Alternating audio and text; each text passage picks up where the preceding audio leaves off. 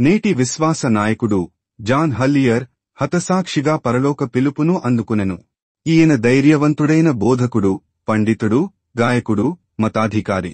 తాను నమ్మిన విశ్వాసం నిమిత్తం సత్యంలోనే నిలబడి ప్రాణం ఇచ్చిన ధైర్యవంతుడు. ఈయన ఇంగ్లాండులో ఆంగ్ల క్రైస్తవ చరిత్ర అస్థిర కాలంలో ఉన్న గొప్ప బోధకుడు. హల్లియర్ 1520లో ఇంగ్లాండ్లో జన్మించాడు. చిన్ననాటి నుంచి మంచి విద్యాభ్యాసం పొందిన ఈయన ఈటన్ కాలేజ్లో చదివి తర్వాత కేంబ్రిడ్జ్లోని కింగ్స్ కాలేజ్లో ఉన్నత విద్యనంతా పూర్తి చేశాడు. ఈయన సంగీత విభాగంలో మంచి గాయకుడు. అలానే బైబిల్ మీద మంచి పట్టు, జ్ఞానంతో గొప్ప బోధకుడిగా పేరు పొందాడు. ప్రజలకు స్పష్టంగా దేవుని వాక్యాన్ని బోధించేవాడు. 1549లో రాజు ఎడ్వర్డ్ 6 పరిపాలనలో ఈయన కేంబ్రిడ్జ్ షైర్లోని బాబ్రహాంలో పాస్టర్గా నియమించబడ్డారు. ఇది ప్రొటెస్టెంట్ విశ్వాస పునరుద్ధరణ కాలం. ఆ కాలంలో ఇంగ్లాండ్లో ప్రొటెస్టెంట్ విశ్వాసం అనుసరించేవాళ్లకు కొంత స్వేచ్ఛ ఉండేది. కాని 1553లో బ్లడీ మేరీగా పేరుగాంచిన రాణి మేరీ సింహాసనాన్ని అధిరోహించడంతో పరిస్థితులన్నీ మారిపోయాయి. ఈమె ప్రొటెస్టెంట్లను తీవ్రంగా హింసించేది.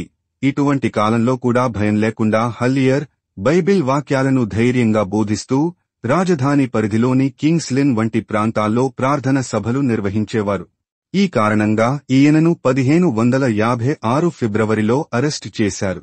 ఎలీ నగర బిషప్ థామస్ తిరెల్బీ ఇతర మత గురువుల ముందు విచారణకు లోనయ్యారు. పలుమార్లు విచారణ చేసి ఈయనపై ఎంతో ఒత్తిడి తెచ్చి తన విశ్వాసాన్ని మార్చుకోమని కోరారు. కాని హల్లియర్ ఏమాత్రం వెనకడుగు వేయలేదు. చివరకు 1556 ఏప్రిల్ 16న, ఆ రోజు క్రైస్తవులకు ముఖ్యమైన గురువారం, కేంబ్రిడ్జ్ నగరంలోని జీసస్ గ్రీన్ వద్ద బండిపై కట్టి బతికుండగానే దారుణంగా తగలబెట్టారు. ఈయన బలిదానం ఆంగ్ల సంస్కరణ చరిత్రలో ఒక పదునైన అధ్యాయం. ఈయన త్యాగం ఆంగ్ల మత చరిత్ర చీకటి కాలాలలో ఒకటైన ప్రొటెస్టెంట్ విశ్వాసాన్ని సమర్థించిన వారి ధైర్యం, విశ్వాసానికి శక్తివంతమైన సాక్ష్యంగా గుర్తుంచుకోబడుతుంది. నేటి విశ్వాస నాయకుడు జాన్ హల్లియర్ విశ్వాసాన్ని త్యజించినందుకు చిన్న వయస్సులోనే వీర మరణం పొంది తన విశ్వాసాన్ని కాపాడుకుని నిత్యజీవము లోనికి ప్రవేశించెను. ఇంకా గొప్ప సాక్ష్యంగా ధైర్యం, నమ్మకం, దేవునిపై నిస్వార్థమైన విశ్వాసానికి గుర్తుగా నిలిచి ఇప్పటికీ ఎంతో మందికి ప్రేరణగా ఉన్నాడు. మనము కూడా అలాంటి బలమైన విశ్వాసములో కొనసాగుచూ ఇతరులను కూడా ప్రేరేపిద్దాం. ప్రభువు నామమున వందనములు.